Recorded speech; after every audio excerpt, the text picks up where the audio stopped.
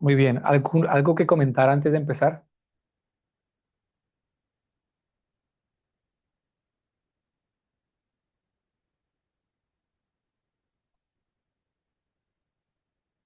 Bueno, muy bien. Vamos a empezar dándole gracias al Señor. Señor, entregamos este tiempo. Háblanos, envíanos un espíritu de sabiduría y de revelación en tu conocimiento, Dios. Ábrenos las escrituras, Espíritu Santo, enséñanos. Recuérdanos, Señor. Háblanos. Te lo pedimos en el nombre poderoso de Jesús. Amén y amén. Bien. Estamos en la sesión número 11, capítulo 11. Y siempre, siempre vamos a tener aquí las notas para el estudio. Recordarles que pueden encontrarlas en el canal de YouTube, donde estamos agregando todas las cosas. También en la carpeta del Drive. Bueno, y una vez más, ah, cualquier pregunta que tengan, pienso que en la caja de comentarios es un buen espacio para hacerla. Y si alguien puede preguntar y alguien responder, fantástico. Pero al final de la sesión podemos abordar un par de preguntas y respuestas. Aquí tienen las notas, las guías, y hoy es un tema que creo que muchos de nosotros hemos o hablado o escuchado, y bueno, hay de todo un poco, ¿no? En este tema. Me gustaría leerlos en el chat. ¿Qué tienen en mente cuando hablamos acerca de arrebatamiento? Eh, ¿Qué piensan acerca de eso? ¿Qué saben acerca de eso? Y bueno, estamos una vez más en la página número 256 del libro. Sí, todos vamos ahí. Bueno, la verdad que estoy aprendiendo muchísimo de este libro, estoy aprendiendo demasiado, muchísimo. Y como siempre, hoy nos vamos a encontrar con muchas referencias, lo cual es bueno. Lo cual es bueno porque vamos al final del día a tener certeza de que lo que estamos conversando es del Señor y bueno, tiene una dirección, una expresión, una interpretación que podemos tomar desde las Escrituras y tener confianza en ello, ¿verdad? Ah, bueno, para mí, en mi experiencia del arrebatamiento, desde que soy cristiano, yo he escuchado muchísimas cosas, ¿sí? He visto películas acerca del arrebatamiento, he visto videos conspiranoicos del arrebatamiento, he visto y he escuchado escatología de muchas personas, y muchas especulaciones también. Pero cuando vamos a la Biblia, ¿cierto? Podemos encontrar que es un tema bíblico, es un tema que está en el corazón de Dios y que ha estado presente en la iglesia primitiva, incluso desde el Antiguo Testamento. Al final veremos algunos pasajes de esto, pero me gustaría comenzar con una pregunta que hace Mariano, que me pareció propicia para poder empezar esta conversación.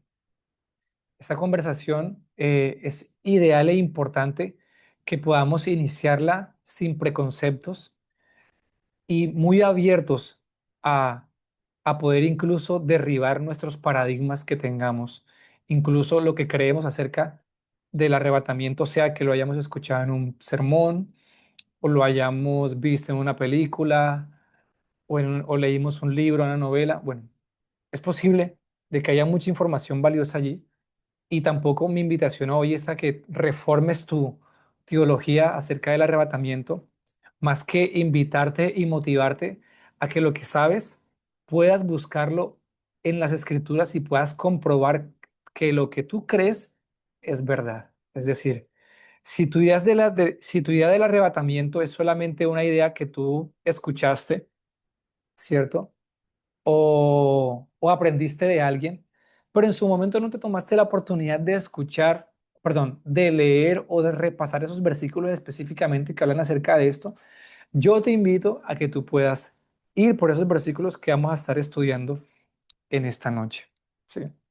La pregunta es, que de hecho está en la página Bueno, en alguna de las páginas, no me acuerdo ahora, dice, ¿qué pasaría si nunca hubieras visto un video, ni una ilustración sobre el rapto, ni leído una novela, ni escuchado un sermón, y simplemente te acercaras al relato bíblico de este suceso? Yo pienso que es una invitación que todos, yo mismo en su momento, quise aceptar y me sumergí a revisar todos estos pasajes que en su momento escuché, ¿no? Mucha de la información que es heredada, que sea heredada no quiere decir que está mala, ¿cierto? Pero aún así debemos de forma individual hacerle las preguntas difíciles al Evangelio, ¿no? La Biblia no tiene miedo de ser escudriñada. La Biblia siempre va a ser vencedora. Entonces vamos a hablar en términos generales acerca de lo que es el arrebatamiento o el rapto. El arrebatamiento o el rapto, en inglés rapture. En el punto A, arrebatamiento es uno de los aspectos finales del cumplimiento del plan de Dios que precede a nuestra reunión con el Señor, el Hijo del Hombre descendiendo, y sucede al sonido de la séptima trompeta. Es decir, en este momento en que sucede el arrebatamiento, están sucediendo muchas cosas casi de forma simultánea, ¿no? Venimos con el conteo de las trompetas, como vemos en Apocalipsis 7, primera, segunda trompeta, tercera trompeta, cuarta trompeta, quinta trompeta, y bueno, vemos todos los juicios que están pasando en ese momento en la gran tribulación. Pero vemos que al final de la séptima trompeta, como veremos en algunos versículos y los estaremos leyendo, pasa todo ese evento, ¿no? Pasa el arrebatamiento, que es un evento conjunto junto con la resurrección de los cuerpos y la transformación o glorificación de nuestro ser, ¿no? O de nuestros cuerpos. Hay muchísimas cosas que hablar ahí. Lo que quiero decir es que hay muchos eventos que están sucediendo y el arrebatamiento es uno de ellos. Pero el arrebatamiento es un tema no solamente central, sino que también es controversial, ¿verdad? Porque de allí desprenden otras, otros temas. La segunda venida de Jesús, sí, comienza con un suceso maravilloso que es el arrebatamiento de los santos. Las sesiones pasadas, la semana pasada, estuvimos hablando acerca de, de los propósitos de la ascensión y la próxima semana estaremos hablando de cuándo sucederá el arrebatamiento. Ese es un tema que no vamos a tocar hoy, porque el qué es el arrebatamiento es una pregunta muy importante, incluso más importante que el cuándo, ¿no? El cuándo eh, a su lugar, ¿no? Entonces, el arrebatamiento implica, como les decía, la resurrección y la transformación de los cuerpos de aquellas personas de toda la historia cuyos nombres están escritos en el libro de la vida. Los que estemos vivos en esa temporada seremos transformados, recibiendo cuerpos glorificados a semejanza de Él. Aquí podemos ver dos referencias. Vamos a leer qué dice Primera de Tesalonicenses 4, versículo 15 al 17, y luego Primera de Corintios 15, 51 al 52. Para mí, estos dos versículos son los que dan más claridad acerca de lo que significa o qué es el arrebatamiento. Una vez más, hay muchos versículos más, pero estos dos nos dan mucha claridad y los demás versículos los podemos ajustar a esta realidad. Vamos a leer. Primera Tesalonicenses 4, 15 al 17. Por lo cual os decimos esto en palabra del Señor, que nosotros que vivimos, que habremos quedado hasta la venida del Señor, la parousia, en este caso es parousia, no pereceremos a los que durmieron, es decir, a los que están muertos. Porque el Señor mismo con voz de mando, con voz de arcángel y con trompeta de Dios, aquí está citando Apocalipsis 11, versículo 15, otros versículos, dice, descenderá del cielo y los muertos en Cristo resucitarán. Primero, luego, nosotros los que vivimos, los que hayamos quedado, seremos arrebatados juntamente con ellos en las nubes para recibir al Señor en el aire y así seremos y así estaremos siempre con el Señor. En este versículo nos da la secuencia súper clara. Y si tenemos un poquito de dudas, vamos a 1 Corintios 15, 51, 52. Dice, he aquí os digo un misterio. es un misterio claramente que revela Pablo, ¿no? No todos dormiremos, otra vez el lenguaje, pero todos seremos transformados o glorificados. En un momento, en un abrir y cerrar de ojos, a la final trompeta, la trompeta final, ¿no? Es claro, porque se tocará la trompeta y los muertos serán resucitados incorruptibles y nosotros, es decir, resucitados incorruptibles, resucitados glorificados, y nosotros seremos transformados. Esos dos versos son increíbles. Avancemos. Este evento es anunciado, profetizado también en Apocalipsis, ¿no? En este caso contextualizado con las recompensas que más adelante vamos a ver. Sí. Dice, y nos has hecho para nuestro Dios reyes y sacerdotes y gobernaremos sobre la tierra. Y bueno, está citando Apocalipsis, Éxodo 19:6 y Apocalipsis 1:5.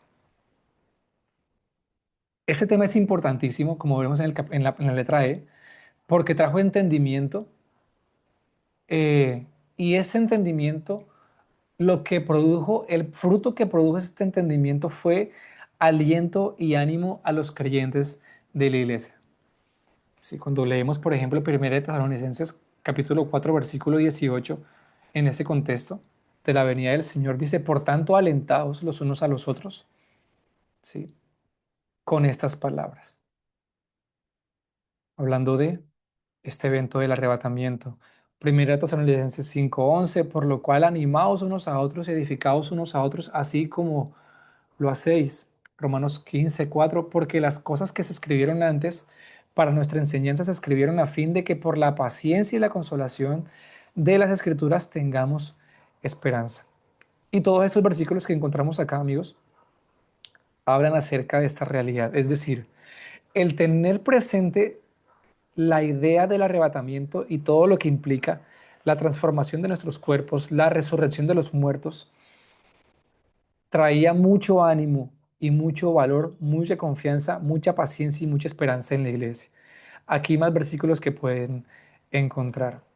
Una de las cosas que va a pasar en este momento, en este arrebatamiento, es como lo dice Apocalipsis 21:4. Enjugará Dios toda lágrima de los ojos de ellos, y ya no habrá muerte, ni habrá más llanto, ni clamor, ni dolor, porque las primeras cosas pasaron. Y aquí tenemos un paquete más de versículos donde podemos encontrar esta misma realidad. Apocalipsis 7, 16 y 27, Isaías 25, donde habla acerca del banquete que va a haber en ese contexto, Isaías 35, Isaías 51, Isaías 65, Jeremías 13. Hay muchísimos versículos. Y lo más importante es que ustedes puedan tomar el tiempo e ir a esos versículos. No les digo que se los memoricen, pero sí que puedan ir a ellos y que sepan que existen. ¿Por qué? Porque el arrebatamiento no es una idea de un maestro o apóstol que se lo inventó porque se acogió un versículo y a partir de ahí desarrolló toda una teología. No, hay muchísima información en la Biblia que habla de esta realidad del arrebatamiento, una vez más, que precede, ¿cierto?, a la transformación de nuestros cuerpos y que sucede al sonar de la séptima trompeta y todas las cosas que están sucediendo de forma simultánea en este momento, del cual el arrebatamiento es una de ellas. Entonces, F, quienes tienen las primicias del Espíritu gimen por este instante. Y este versículo a mí me mató. No solamente porque, porque, porque es una realidad de lo que está en la Biblia acerca del arrebatamiento, sino que hay un fruto, ¿verdad?, en el corazón de la gente que, que tiene esta esperanza acerca del arrebatamiento. Hay un gemido, hay un gemir en el corazón, que vamos a ver, porque sabemos que toda la creación gime a una y aún está con dolores de parto hasta ahora, y no solo ella, sino que también nosotros mismos los que tenemos las primicias del Espíritu. Nosotros también gemimos dentro de nosotros esperando la adopción, la redención de nuestro cuerpo. Increíble este versículo. Más adelante podemos ver que este gemir se convierte en un clamor y en una oración escatológica. Es un gemir interno de, de que anhelamos esta realidad, ¿no?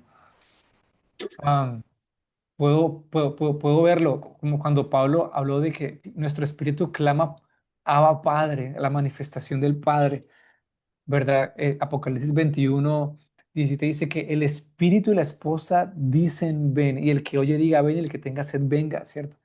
Y el que quiera toma del agua de la vida gratuitamente. Aquí hay unos versículos adicionales que agrega esta referencia, específicamente acerca de la naturaleza de ese gemido. La naturaleza de ese gemido es el resultado de un anhelo de redención, ¿verdad? Es un gemir debido a nuestra esperanza y debido al deseo que tenemos de la gloria en la era venidera, ¿sí? Entonces, hoy podemos ver que es un gemir, pero hemos aprendido de que en los amigos del novio esto se convierte en un clamor, es un clamor de intercesión, como dice Maranata, ¿no? Como dice Primera de Corintios 22:16. El que no ame al Señor Jesucristo sea anatema Maranata. Y sabemos que Maranata es una declaración, es una expresión, pero también es una oración. Es una oración que está diciendo, Señor, ven. Ven, Señor Jesús. En el G también añadimos otras referencias que hablan específicamente acerca de esto. Voy a leer una de ellas. Por ejemplo, Cantares 8:14, que son referencias relacionadas. Cantares, y cuando la leí, esa me encantó.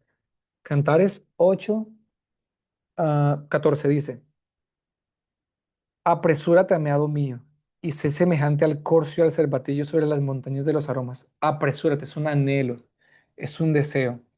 Apocalipsis 22, Juan 7:37, vamos a leer este. No está anotado allí, pero voy a leerlo.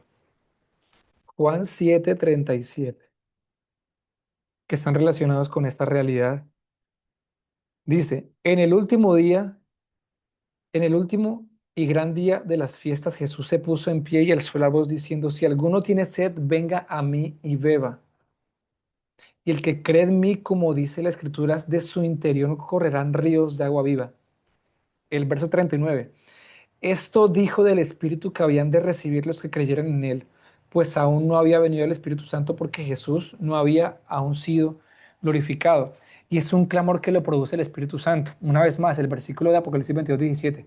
Y el Espíritu y la esposa dicen ven. Es un clamor en conjunto que podemos verlo ejemplificado en la vida de Juan el Bautista. H. El enemigo, consciente del poder transformador que esta verdad despierta en el pueblo de Cristo, sembró engaño y confusión en torno al arrebatamiento. Con lo que comenzamos, ¿sí? Eh, yo creo que para cualquiera es súper difícil hablar de este tema y hablarlo sin de pronto esperar de la otra parte un poco de cinismo, ¿no? Un poco de queja. Tengo amigos así, ¿no? Y comienzan a citarte todas las cosas que como iglesia hemos hecho, ¿no? En cuanto a, ay, no es que Jesús iba a venir en el 2012, que iba a venir en el 2000, que iba a venir en el 1916, 1915, ay, no es que iba a venir el año pasado, y bueno.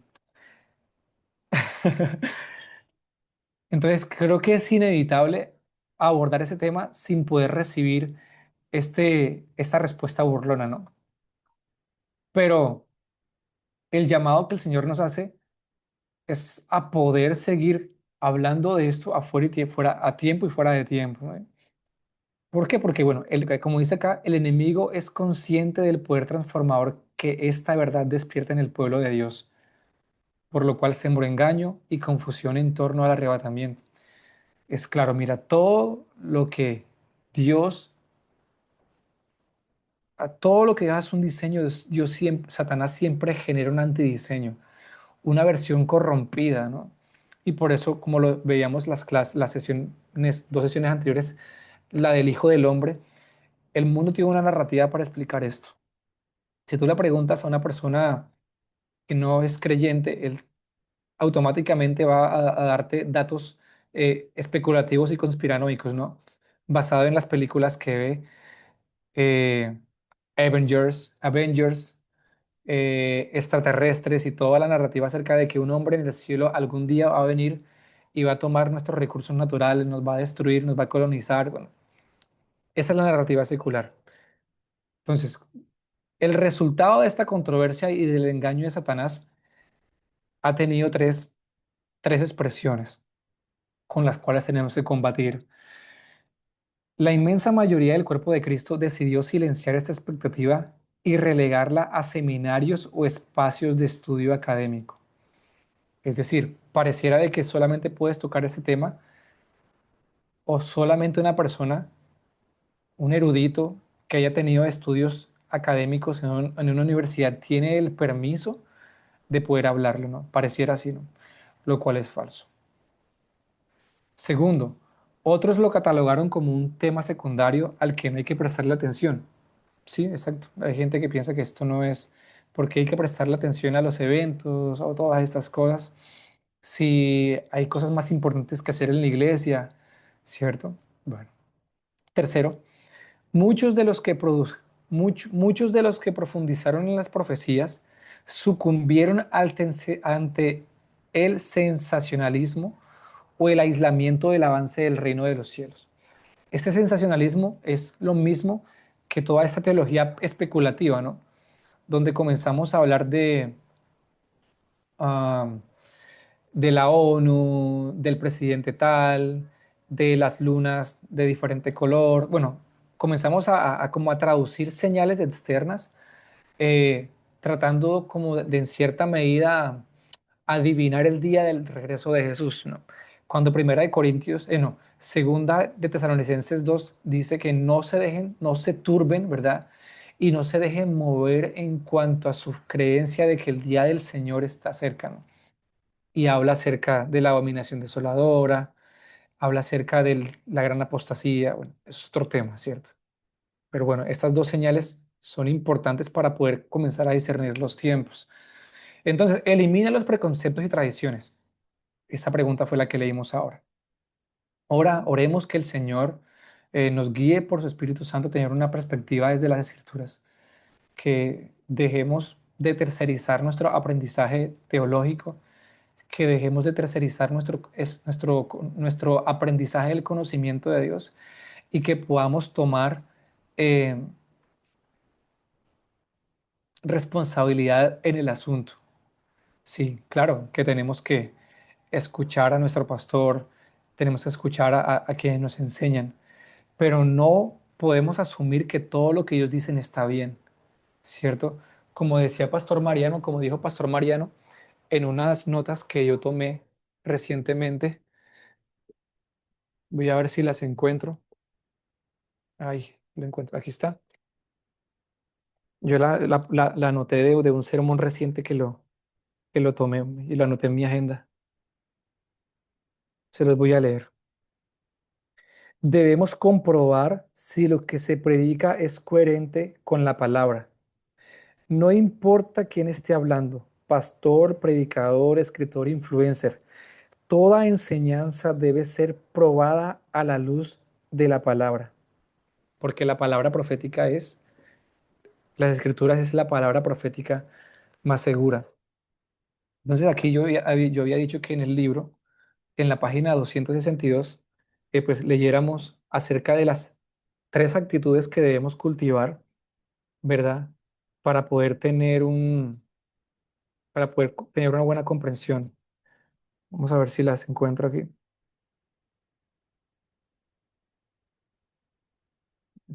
Dice, bueno, que yo las compartí como en un post. Quiero extenderte la invitación a cultivar tres actitudes para estudiar este tema tan importante. Y estos son tres aspectos o tres actitudes que podemos aplicar para todos nuestros estudios teológicos, sea que estemos estudiando intimidad, estemos estudiando avivamiento, bueno, estemos estudiando teología sistemática, neumatología, eclesiología, cristología, todo eso debemos estudiar con humildad, ¿no? Segundo, debemos comparar todo lo que la palabra de Dios dice, ser como los de Berea, ¿cierto? Que mientras Pablo les enseñaba, ellos iban a las escrituras para comprobar que estas cosas fueran así. Hechos 17:11. Y entender el propósito principal del estudio, que es enamorarme más del Señor. no para ganar argumentos, sino para enamorarme más del Señor. Yo les comparto esa, bueno, eso está en la página 262. Entonces, una vez más, ¿qué es el arrebatamiento? Y esto es una definición que encierra todo, ¿sí? Que esta la pueden tomar, memorizársela y decirle a alguien más, mira, esto es el arrebatamiento, pa. Es el suceso en el que los muertos en Cristo resucitarán y los santos que están vivos en ese momento serán tomados para recibir al Señor en las nubes. Ambos grupos se reunirán con Jesús en el aire y al ver la gloria de su venida serán transformados en semejanza a Él, ¿sí? Con un cuerpo glorificado e incorruptibles y recibirán la recompensa según sus obras. Entonces, en el arrebatamiento están sucediendo varias cosas, los que vamos a ver ahora, muy brevemente. Una es la resurrección de los muertos, ¿sí? Lo segundo es que recibiremos cuerpos glorificados. Lo tercero es que será el momento de recibir recompensas eternas. Y bueno, lo cuarto es la boda del Cordero, que es un evento posterior. Sí, muy bien. Si alguien tiene alguna pregunta, por favor, escríbala aquí en el chat, que yo estoy pendiente del chat, o algún comentario, o algún pensamiento. Entonces, los muertos en Cristo resucitarán. Página 265.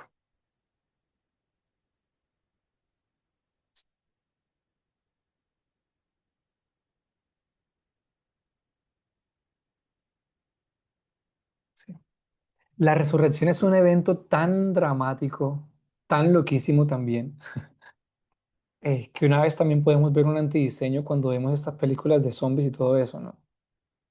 Gente que muere que vuelva a vivir, es terrible eso. Pero bueno, volvamos a los dos versículos iniciales. ¿Sí? Resurrección de los muertos. Por lo cual os decimos esto en palabra del Señor, que nosotros que vivimos, que habremos quedado hasta la venida del Señor, la parousia, no precederemos a los que durmieron, porque el Señor mismo con voz de mando y con voz de arcángel y con trompeta de Dios descenderá del cielo, y los muertos en Cristo resucitarán primero. Luego nosotros los que vivimos, los que hayamos quedado, seremos arrebatados juntamente con ellos en las nubes para recibir al Señor en el aire, y así estaremos siempre con el Señor. 1 Corintios 15, 51, 52. He aquí os digo un misterio. Continúo. No todos dormiremos, pero todos seremos transformados en un momento, en un abrir y cerrar de ojos, a la trompeta final, porque se tocará la trompeta, y los muertos serán resucitados incorruptibles y nosotros seremos transformados. Un mal pensamiento que podemos romper. En el pasado es quizás que pudiste haber escuchado que este evento del arrebatamiento, la gente va a resucitar y tú vas a comenzar a los muertos vivientes como caminando por la calle, ¿cierto? No sé si lo escuchaste. Esto no va a pasar en ese contexto, por lo menos para los santos que van a ser transformados, porque va a ser un evento casi inmediato. Eh, la transformación, la resurrección, la transformación de los muertos resucitados y nuestra transformación. Mira lo que dice, porque el Señor mismo, perdón, en el 1 Corintios 15, 51 y 52, en un momento, en un abrir y cerrar de ojos, a la trompeta final, los muertos serán resucitados incorruptibles y nosotros seremos transformados. O sea, algo así como que los zombies por ahí resucitados, no va a pasar eso, ¿cierto? Va a haber una resurrección y transformación inmediata junto con la transformación de los vivos santos en ese entonces contexto, que nos encontraremos con el Señor en el aire, ¿verdad? Y bueno, es el mismo versículo donde dice que hasta la venida del Señor, en el 1 Tesalonicenses 4, 15 al 17, que es la parousia, que es la entrada pública de Jesús. Y en esa final trompeta el apóstol Pablo deja claro que todos los santos de la resurrección, de la historia, resucitarán. Va a ser un evento impresionante, lo cual es diferente bueno, a muchos eventos que han pasado antes, ¿cierto? porque estos muertos que resucitan no vuelven a morir. Diferentes resurrecciones pasadas, como por ejemplo la resurrección de Lázaro o la resurrección de aquellos muertos que se levantaron cuando Jesucristo murió, o si se acuerdan, si no estoy mal es Mateo 27 o 26, no, Mateo 28, perdón, que hubo muertos que se levantaron de la tumba. Bueno, todos estos muertos volvieron, aunque resucitaron, volvieron a morir, ¿sí? Estos muertos de la resurrección en la segunda venida de Jesús no van a volver a morir, ¿cierto? Van a vivir para siempre. Entonces, no hay duda de que en el primer siglo la venida física del Mesías, resucitando a los muertos, era un tema central en el Evangelio. Y eso lo podemos ver en muchas referencias. En la página 266 podemos ver en Juan 11 23 al 24, cuando Marta le habló a Jesús acerca de la resurrección, ¿no? Mira, Jesús le dijo, tu hermano resucitará. Marta le dijo, yo sé que resucitará en la resurrección en el día postrero. Mira lo que dice Lucas 23 42. Y dijo a Jesús, acuérdate de mí cuando vengas en tu reino. Este hombre de la cruz, este hombre al lado de la cruz de Jesús, aunque era una persona perversa, digamos, bueno, no sabemos qué realmente hizo, pero incluso esta persona también tenía un entendimiento acerca de la resurrección. Es increíble. Mira lo que dice Primera de Tesalonicenses 4:13, 14 al 18, en la página 266.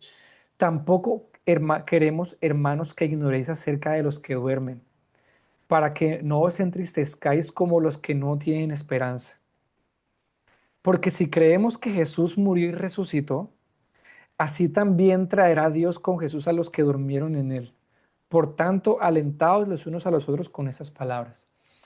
Es decir, es que si tú crees en la que Jesús resucitó, que Jesús ascendió, eso te debe dar la confianza de que el Señor va a resucitar tu cuerpo mortal en un cuerpo incorruptible, ¿cierto? En un cuerpo glorificado. Y muchas cosas más que podemos hablar acerca de esto. Sí, el arrebatamiento es la esperanza que nos consuela a través de las promesas de la resurrección futura. Hay un encuentro preparado para el Señor el día de su regreso. Quien tiene este entendimiento pierde el miedo a la muerte. Impresionante, increíble, increíble. Siguiente aspecto del arrebatamiento. El primer aspecto es la resurrección. El segundo aspecto es ah, que recibiremos cuerpos glorificados. Leamos un par de pasajes. Amados, ahora somos hijos de Dios y aún no se ha manifestado lo que hemos de hacer. Pero sabemos que cuando Él se manifieste seremos semejantes a Él porque le veremos tal como Él es. Este versículo es increíble. No sé si notaste la última parte. Dice, seremos semejantes a Él porque le veremos tal como Él es. Impresionante. Y aquí cita Pastor Mariano y dice, ¿puedes dimensionar lo que es la gloria de Jesucristo? Que con un solo mirar seremos transformados. Eso es lo que dice este verso, Primera de Juan 3:2. Seremos semejantes a Él porque le veremos tal como Él es. Un milisegundo de verlo físicamente alcanzará para que todo nuestro ser sea glorificado. Primera de Corintios 15, 51, 52. Leámoslo. No, ya lo hemos leído antes, pero volvamos a leerlo. He aquí os digo un misterio, no todos dormiremos, pero todos seremos transformados en un momento, en un abrir y cerrar de ojos, a la trompeta final, porque se tocará la trompeta, o sea, es demasiado enfático, ¿no? Y los muertos serán resucitados incorruptibles y nosotros seremos transformados. Y aquí hay algo clave, ¿no? Eh, en cuanto a la resurrección de nuestros cuerpos, porque Jesucristo mismo, dice Apocalipsis capítulo 1 versículo 5 que Él es el primogénito de los muertos. Creo que muchos nos podemos preguntar a qué se refirió esto en su momento, ¿no? Eh, Leamos. Y de Jesucristo el testigo fiel, el primogénito de los muertos, ¿no? Entonces, ¿esto qué quiere decir? Que la resurrección de Jesús fue la primicia de un hecho escatológico. Lo que Jesús experimentó en su resurrección es una primicia de la resurrección de todos nosotros. Leamos el versículo de 1 Corintios 15, 23, que da más claridad, ¿no? Dice, mas ahora Cristo ha resucitado de los muertos. Mira, primicia de los que durmieron. Él es el primero de los resucitados. Pero una vez más, no se refiere a resucitados que volvieron a morir, como en el pasado o como pasa hoy. Son resucitados que no van a volver a morir nunca más. ¿Sí? Porque por cierto, la muerte entró por un hombre, también por un hombre la resurrección de los muertos. Porque así como en Adán todos mueren, también en Cristo todos son vivificados, pero cada uno en su debido tiempo, en su debido orden. Cristo, que es las primicias, Él, y luego los que son de Cristo en su venida. Tremendo esto, ¿ah? Por eso es que los apóstoles estaban tan fascinados con esta idea. No era simple, no era una conversación controversial o para generar sensacionalismo. Literalmente, eso era lo que los impulsaba, los animaba eh, a poder ser fieles y cumplir todo el mandato que el Señor les dejó. Dice Tiago, algo que el Espíritu Santo me traía era que Marta habló de ese suceso a Jesús en Juan 11, 24 al 20. Exacto, total, lo acabamos de leer. Total, impresionante, ¿ya? O sea, ellos tenían un entendimiento acerca de la resurrección. Así es, totalmente. Continuamos. Entonces, el cuerpo glorificado implica muchísimas cosas, ¿sí? Va a implicar, bueno, aquí vamos a encontrar muchísimas referencias en esta sección, muchas referencias acerca de esto. Dice que tras recibir un cuerpo glorificado, toda maldición terminará. Tendremos un cuerpo incorruptible, eterno, lleno de la plenitud del Espíritu, una mente renovada e intenciones puras. No habrá dolor, no habrá enfermedad, no habrá inestabilidad emocional, no habrá pecado, no habrá muerte. Mira lo que dice Apocalipsis 16, 17. Ya no tendrán hambre ni sed, y el sol no caerá más sobre ellos, ni calor alguno, porque el cordero está en medio, porque el cordero que está en medio del trono de Dios los pastoreará y los guiará a fuentes de aguas de vida, y Dios enjugará toda lágrima de los ojos de Dios. No sé ustedes, pero yo quiero ser arrebatado. Claramente no va a pasar todavía, pero ese debería ser el anhelo de todos nosotros. Isaías 25:8 destruirá la muerte para siempre y enjugará Jehová el Señor toda lágrima. Mira, Apocalipsis, una referencia directa en Isaías 25:8. Y quitará la afrenta de su pueblo de toda la tierra porque Jehová lo ha dicho. Juan 16:22, mira lo que dice, impresionante este versículo.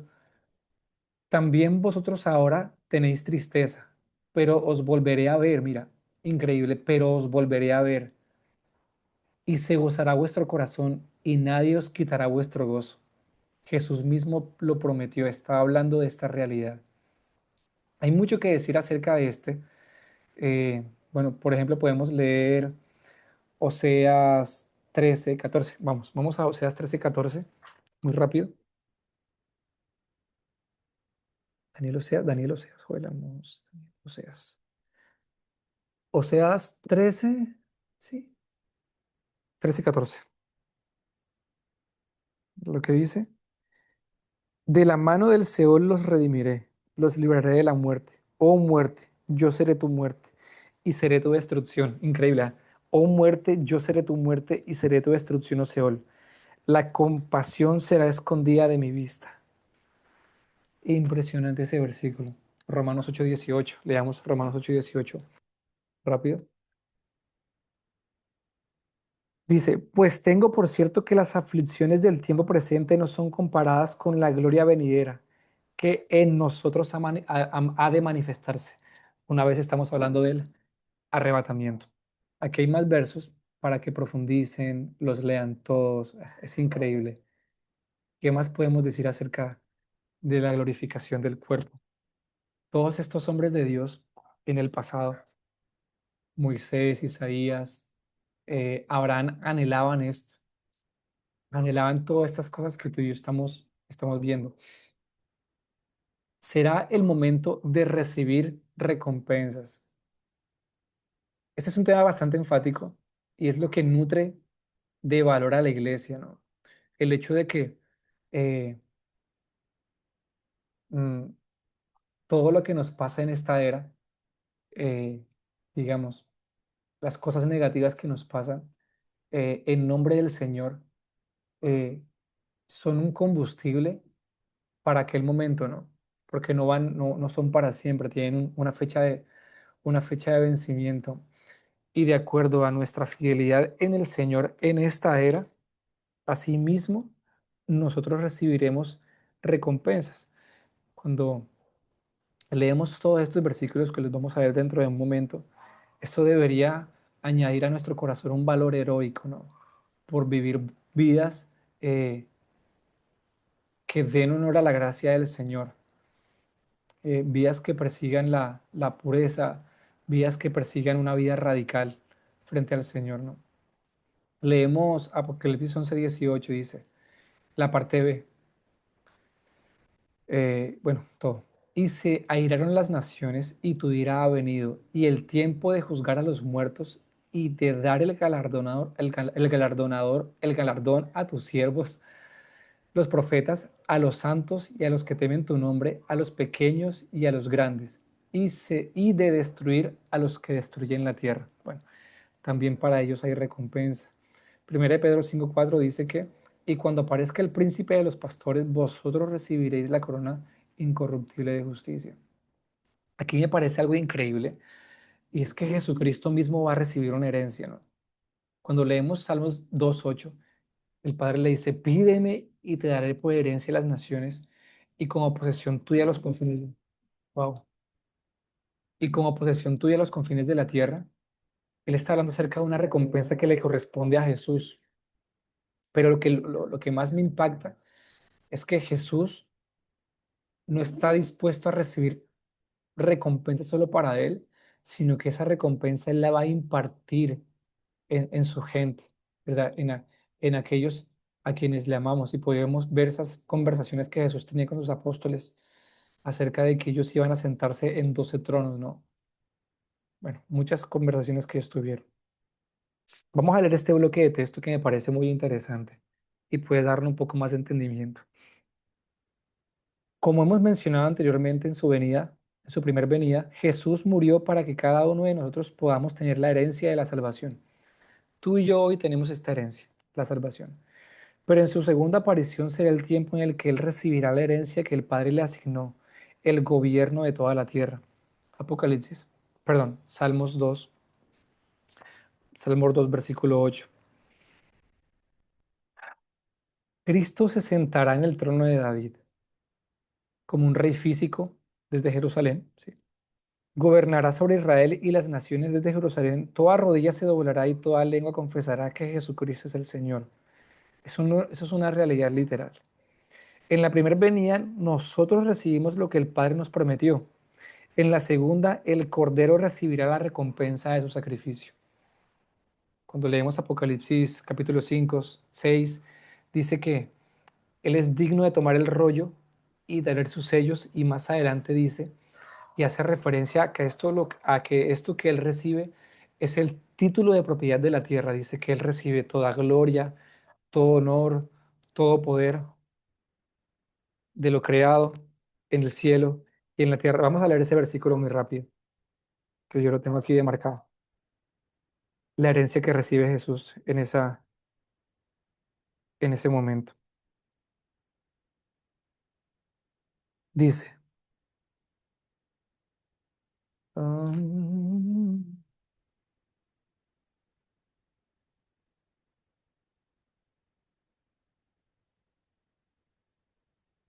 dice, Apocalipsis 5 versículo 12.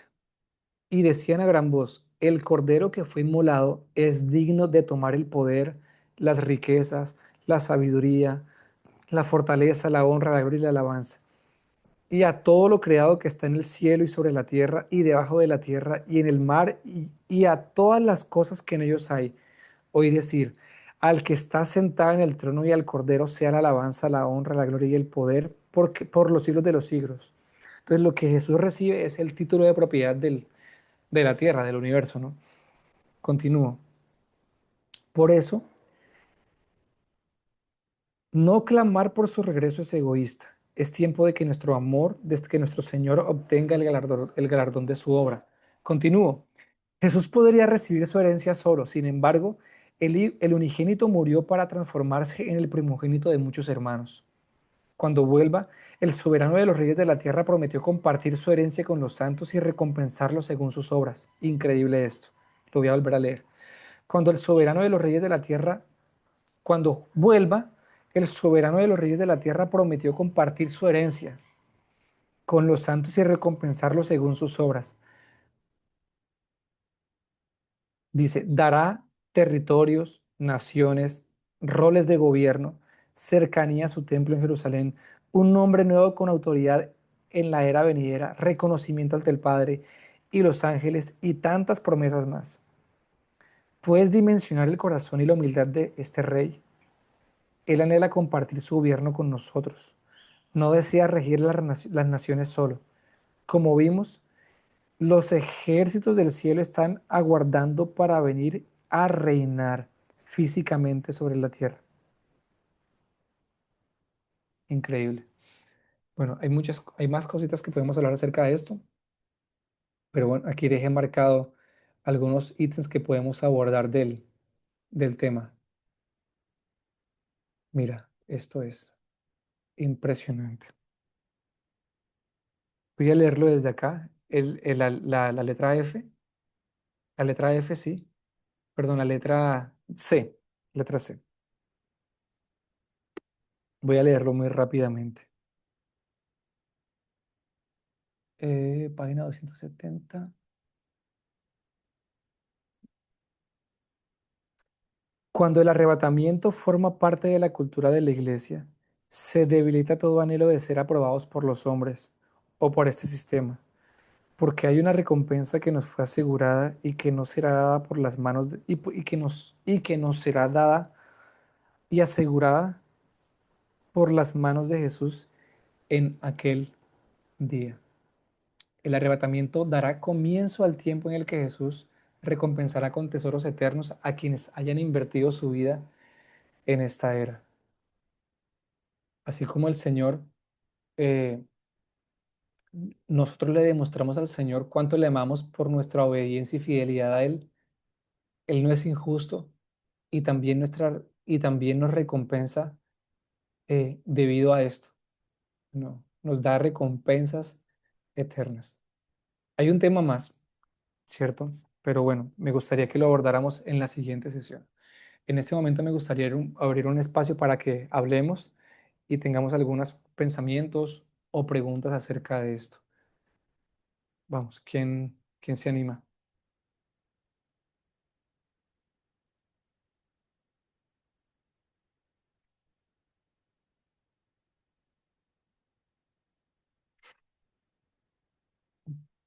Bien, bueno, bueno, podemos seguir hablando. Dale, dale, Paula. No te escuchamos todavía. Déjame, yo te a- solicito, ya, te sale. Listo. Hola, Hola, Paula. ahora sí. Bueno, en realidad este capítulo a mí me han surgido como varias preguntas y pues me he podido dar cuenta de como de todas esas ideas que se me fueron formando, o más bien como espacios vacíos. Y me ponía a pensar también en cómo influye bastante el arte, porque cuando, bueno, recordé que cuando pensaba acerca del cielo o del tiempo venidero, era como algo muy obnubilado, ¿verdad? Pero lo único que yo podía como imaginarme era básicamente algo de lo que se parece mucho a lo que se ven en el arte religioso. Entonces, em, me ponía a pensar mucho en el impacto del arte para uno como tener una cosmovisión correcta. Y pues la verdad tenía dos preguntas, a ver si me pueden ayudar con eso.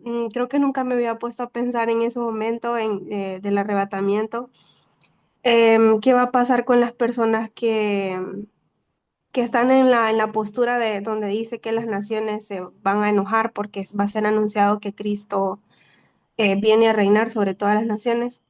Porque entiendo de que la resurrección solamente va a ser para los santos que están muertos y para los que están vivos, pero que están en Cristo. Sí, Pero ¿qué va a pasar con el cuerpo de los que no están en Cristo? sí, Esa es una pregunta. Y la otra me ponía a pensar en cómo aplicarlo, ¿verdad? O sea, cómo comunicarlo para dar el mensaje del Evangelio completo. Em, Porque esa parte donde dice que Cristo viene a hacer juicio y va a haber ese enfrentamiento, pues, o sea, las naciones se van a querer oponer al reinado de Cristo. Me ponía a pensar en lo que dice en Apocalipsis, que está unido con las profecías y con el Salmo 110, donde habla mm, acerca de que Él viene a ejecutar su ira, que su vestido, ¿verdad? Su ropa está manchada de sangre. Entonces, estos días me estaba haciendo como mucho ruido porque pues, bueno, al menos aquí en mi región, la mayoría de las personas que he escuchado nos dice que no podemos como comunicar un evangelio de juicio, sino que porque eso no nos corresponde. Pero me hace ruido porque en la Biblia, pues, los apóstoles siempre como que confrontaban a las personas y llamaban al arrepentimiento y también está esta parte de advertir, ¿verdad? Que va a haber un día en que Jesús ya no viene a salvar, sino que viene a ejecutar juicio. O sea, viene por los que en este tiempo de gracia se arrepintieron, pero viene a ejecutar su justo juicio y va a ser en ira y va a ser sangriento. Entonces, me gustaría saber cómo se puede comunicar esa parte que tal vez no es tan agradable de escuchar. sí. Bueno, como les decía al principio, aquí están sucediendo varias cosas, ¿cierto? El arrebatamiento es para los justos, ¿cierto? O para los santos, ¿cierto? Santos que murieron en a santos que murieron en la historia que van a resucitar y los que viven van a ser transformados o glorificados. Ese es un tipo de personas, ¿no? A esas personas, según la Biblia, una forma en la que los podemos definir es que se les llaman los redimidos, ¿no? En ese contexto. Pero en ese paralelo de tiempo también van a haber otros dos tipos de personas, que van a ser los resistidores y segundo y tercero, los reprobados. ¿Quiénes son los reprobados? Son estos personajes que se rebelaron en contra del Cordero, ¿sí? Te voy a leer un par de versículos para que los tengas en mente. Salmo 2, 1, 3, por ejemplo, dice, ¿por qué se amotinan las gentes y los pueblos piensan cosas vanas? Dice que se levantarán los reyes de la tierra y príncipes consultarán unidos contra Jehová y contra su ungido, diciendo, rompamos sus ligaduras, echemos de nosotros sus cuerdas. Entonces, ya hace 1000 años atrás, podemos ver que David puede ver por el Espíritu que hay una generación que se rebeló, no de forma inconsciente al Señor, no, se rebeló de una forma sistemática frente al Señor, es decir, se resistieron a su gracia, se resistieron a sus términos, se resistieron a su cultura, se resistieron al reino de los cielos. ¿Quiénes son esas personas? Son esas personas que últimamente eh, posiblemente son aquellas que se marcaron con la bestia, ¿cierto? A esto se le llama los reprobados. O sea, no tienen salida, ¿sí? Te voy a leer unos versículos más. Por ejemplo, Apocalipsis 11:18, que fue el que leímos acá, en esta parte de las recompensas, dice que las naciones se airaron y tu ira ha venido y el tiempo de juzgar a los muertos, ¿no? Apocalipsis 16, 14 al 16, y los de reyes de la tierra van de todo el mundo para reunirlos a la batalla del gran día del Señor. Ok, mira. Y vi a la bestia y a los reyes de la tierra y a sus ejércitos, Apocalipsis 19:19, Lo leo otra vez. Y vi a la bestia y a los reyes de la tierra y a sus ejércitos reunidos para guerrear contra el que montaba el caballo y contra su ejército. Es una rebelión sistemática. Seguimos leyendo. Apocalipsis 9 20 al 21. Dice, y los otros hombres no se arrepintieron de sus obras, a pesar de los juicios, en ese contexto de las trompetas, ¿no? Y no se arrepentían. Apocalipsis 16, una vez más, y no se arrepintieron de sus obras, en el contexto de las copas de la ira. Y los hombres blasfemaron contra Dios y no se arrepintieron.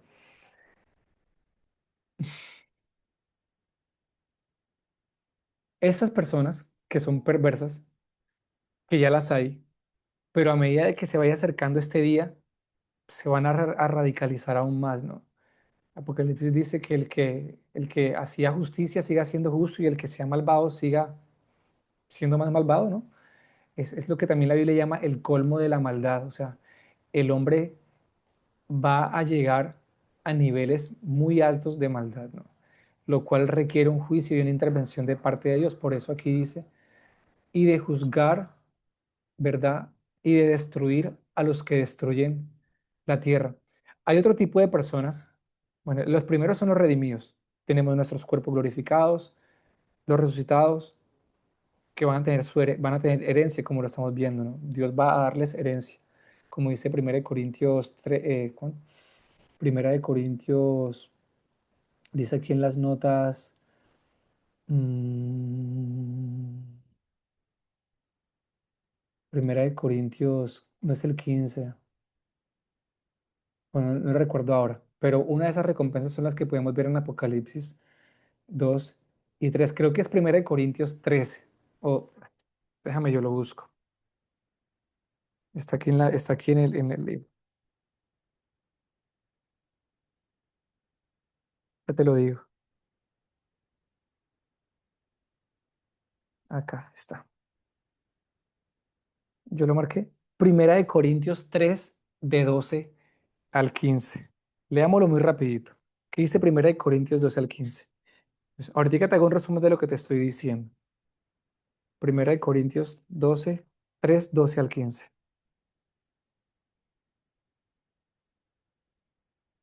3, 12 al 15 dice, y si sobre este funda, ¿eh?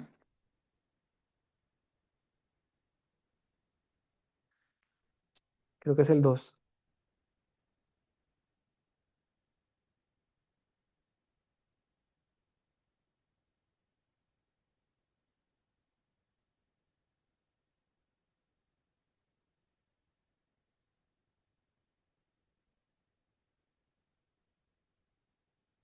Es 2, 3, 12 al 15. 1 Corintios 3. Sí, es el 1 Corintios 3, 12 al 15.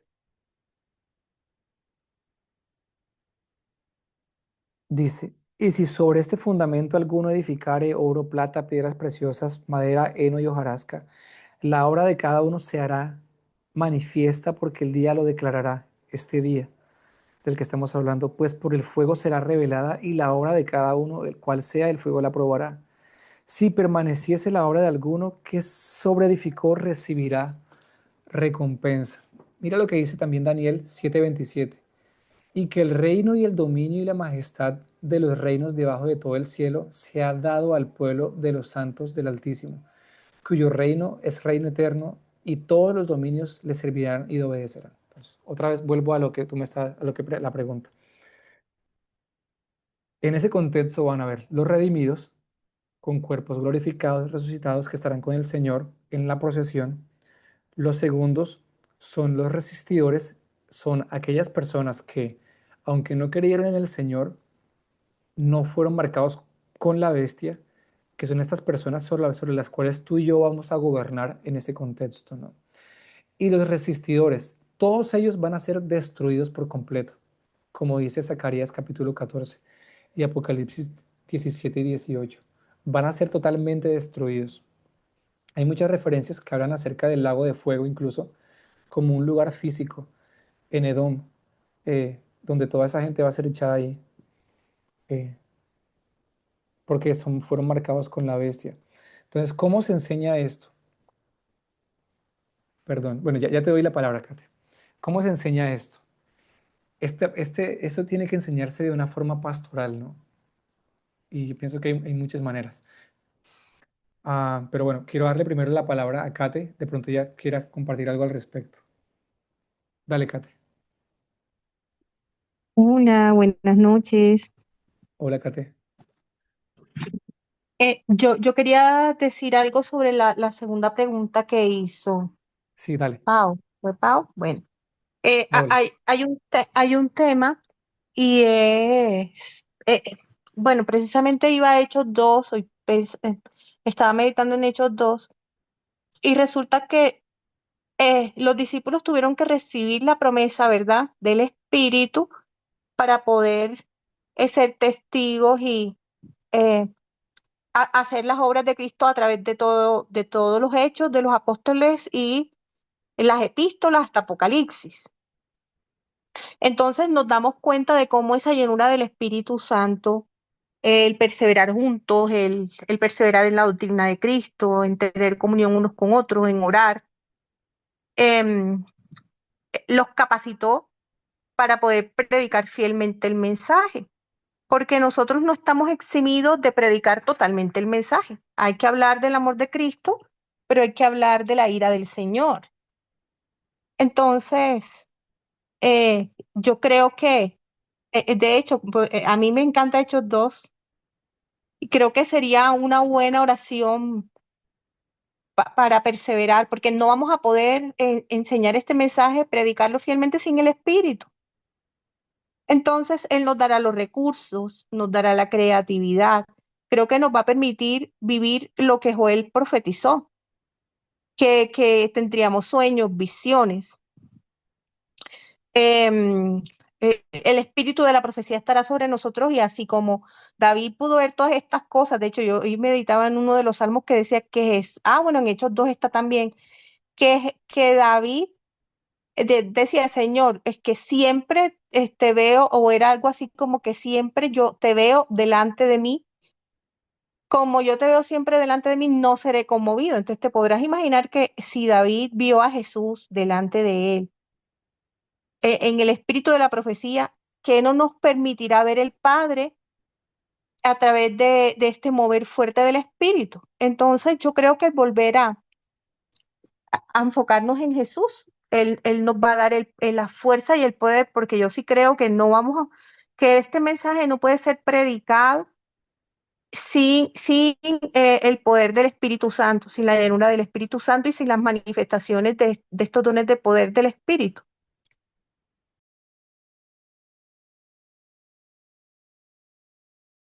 Quiero aclarar algo que dijo Natalie acá, específicamente acerca de la resurrección de los muertos. Eh, sí, hay dos resurrecciones, claro. La primera resurrección es en la segunda venida de Jesús y la segunda resurrección es al final del milenio. Voy acá.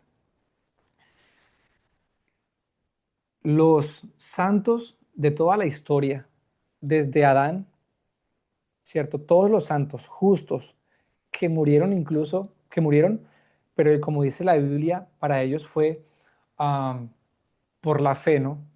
Por ejemplo, por la fe Abraham cuando fue llamado, obedeció, todas esas cosas, ¿no? Todos ellos, hasta nuestros días, todos ellos van a resucitar en la segunda venida de Jesús. Todos ellos van a resucitar en la segunda venida de Jesús, ¿sí?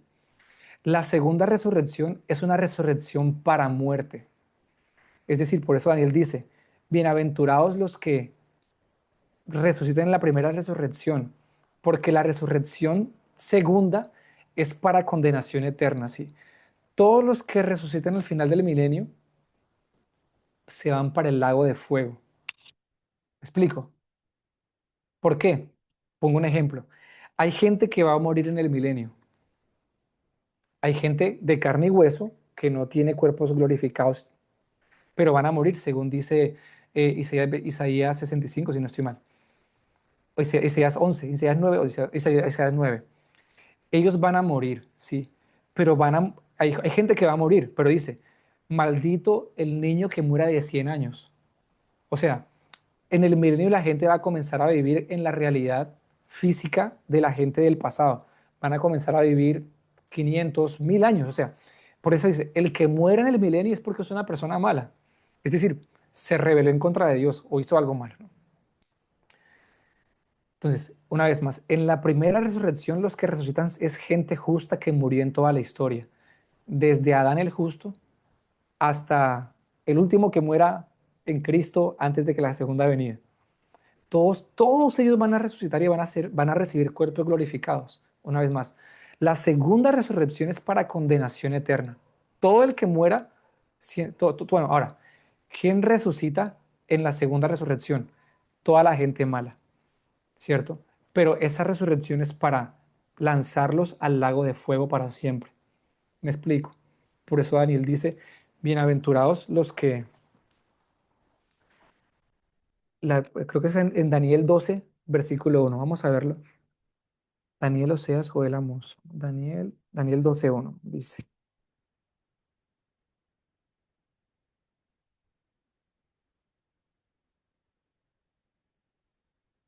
Mira, Daniel 12:2. Y muchos de los que duermen en el polvo de la tierra serán despertados, unos para vida eterna y otros para vergüenza y confusión perpetua. ¿Cierto? Bueno, él aquí no hace la dicotomía, pero no recuerdo el versículo ahora.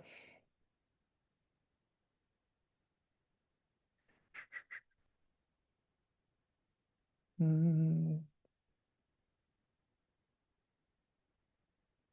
Bueno, no sé si fue claro lo que compartí. Sí fue claro porque vi que Natalie dijo, y los que murieron sin creer en Cristo no resucitarán en la primera resurrección, que es la resurrección de los santos, sino en la segunda resurrección, que es al final del milenio, y será para juicio final. Es correcto, tal cual como dice Natalie. Eumari, perdón. Adelante. Mientras busco el versículo. Yo tengo una pregunta y es ¿hasta qué, hasta qué instancia se puede predictar? Hay personas que van a ser salvadas. O sea, está en este grupo de personas que no se doblegaron ante la bestia, pero están como ahí, tampoco se han sometido a Dios.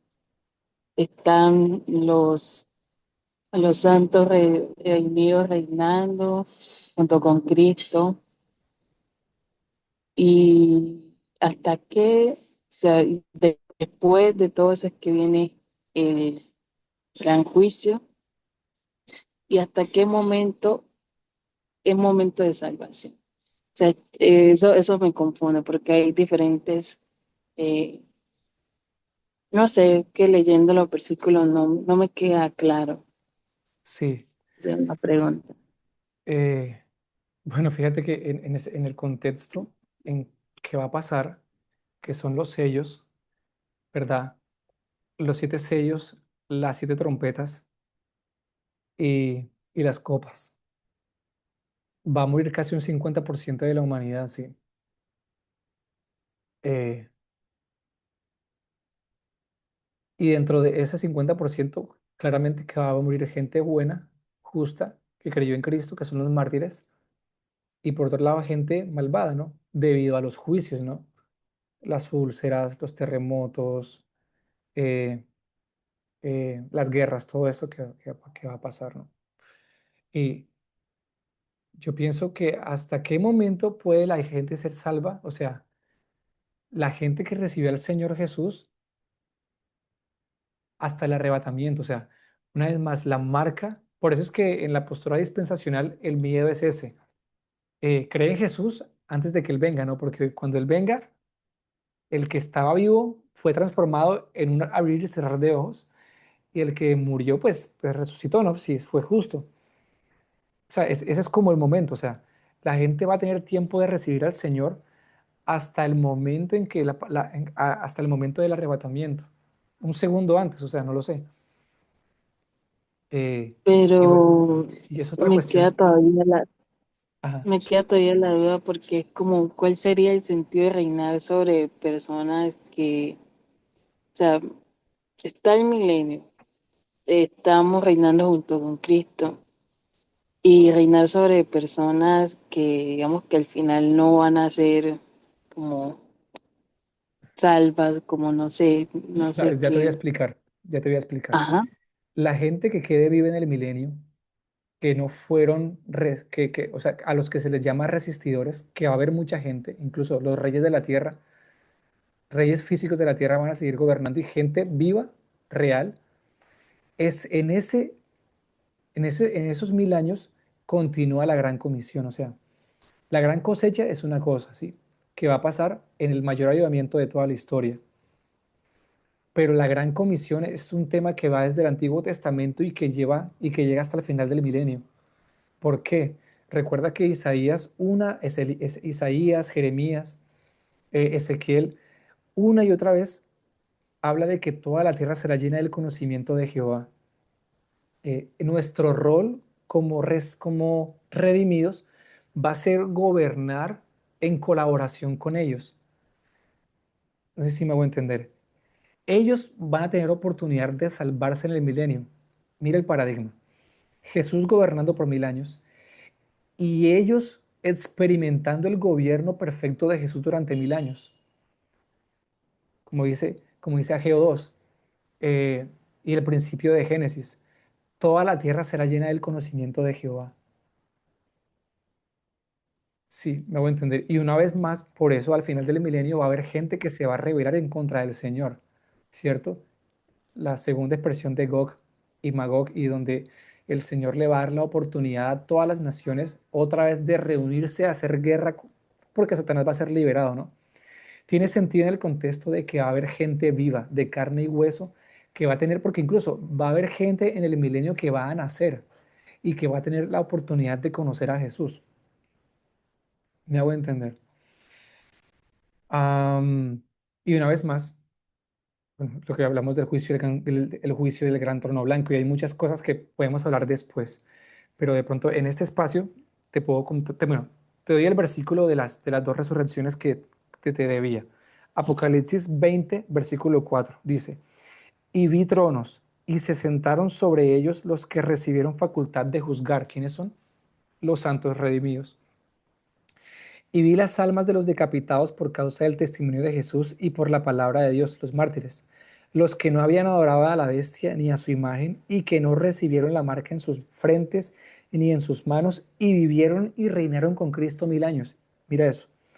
Pero los otros muertos no volvieron a vivir hasta que se cumplieron 1000 años, o sea, los malos o los reprobados.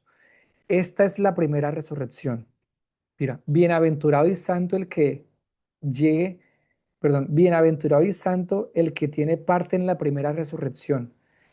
La segunda muerte no tiene potestad sobre ellos, sino que serán sacerdotes de Dios y de Cristo y reinarán con Cristo 1000 años. Ese versículo, esos cuatro versículos son súper, súper, esos dos versículos, esos tres versículos son súper, súper claros. Entonces, eso pasa.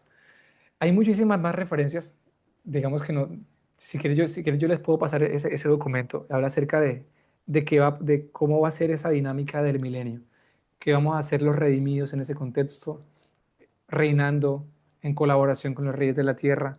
Dice que desde Jerusalén se saldrá la ley, o sea, hay muchas cosas, que desde el Jerusalén fluirá, y que todas las naciones una vez al año tendrán que ir a Jerusalén y presentarse con ofrendas, lo que sea, muchas cosas, ¿no? Y toda esta dinámica es con el propósito de restaurar todas las cosas. O sea, al Señor le va a tomar 1000 años en colaboración con su pueblo restaurar todas las esferas sociales. Él va a restaurar la, la educación, la agricultura, la fauna, la flora, la política, las artes, la ciencia, las comunicaciones. Él lo va a hacer, ¿verdad? Y lo va a hacer en colaboración con su pueblo redimido y con la gente que esté viva en ese contexto de carne y hueso, ¿no? Ahí también está sucediendo la gran comisión. Hasta el final del milenio, cuando dice 1 Corintios 15 que Jesús le entregue todas las cosas al Padre una vez Él las haya restaurado. No sé si tienen alguna pregunta más.